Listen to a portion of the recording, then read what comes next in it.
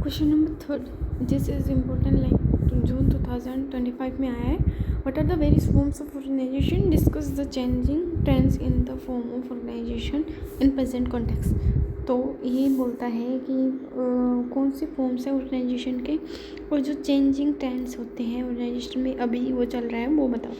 तो various forms of organisation कौन से हैं? Companies can structure themselves in different ways to achieve their goals. Common forms are functional, divisional, matrix और network.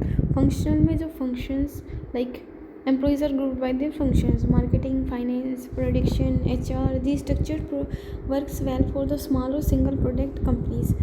जो single product companies होती है जो एक ही प्रोडक्ट बनाती है, ऐसी कंपनीज के लिए ये फंक्शनल स्ट्रक्चर बेस्ट होता है. यहाँ पे हर एक डिपार्टमेंट लाइक मार्केटिंग, फाइनेंस और प्रोडक्शन, HR ये एम्प्लॉयज़ वर्क करते हैं, ग्रुप कर दिए जाते हैं.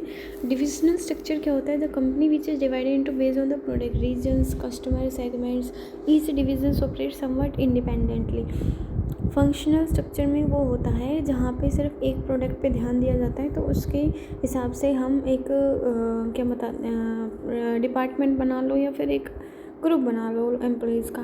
डिविजनल्स में क्या होता है कि जो प्रोडक्ट है वो अलग अलग बनाए जाते हैं अकॉर्डिंग टू रीजन्स और कस्टमर सेगमेंट. लाइक बहुत बड़ी कंपनीज होती है वो एक ही प्रोडक्ट पे ध्यान नहीं देती है, उनके वो अलग अलग प्रोडक्ट और अलग अलग सेगमेंट्स या उनमें कुछ डिवाइड कर दिया जाता है जो मतलब सिंगल ना होके बहुत सारा काम करती है. तो डिविजनल्स में क्या होती है जो ऑपरेट करते हैं वहाँ पे एम्प्लॉयज़ वो उनका अलग इंडिपेंडेंट हो जाता है. Matrix structure, employees report to both और functional manager and a project और डिविजनल मैनेजर. मैट्रिक्स स्ट्रक्चर में दोनों ही मिक्स हो जाते हैं, फंक्शनल मैनेजर्स और एक प्रोजेक्ट डिविजनल मैनेजर.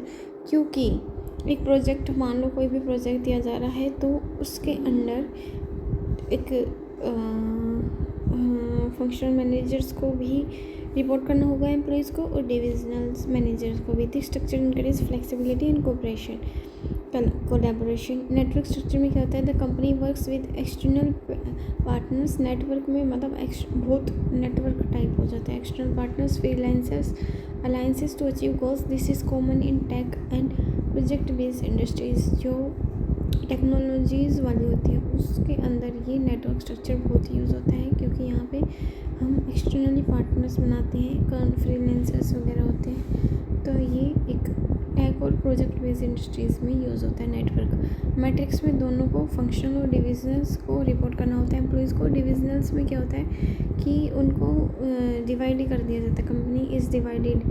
ठीक है. Changing trends in forms of organisation. तो यहाँ क्या बोला गया है कि in today's fast changing business environment companies are shifting towards more flexible and adaptive structure.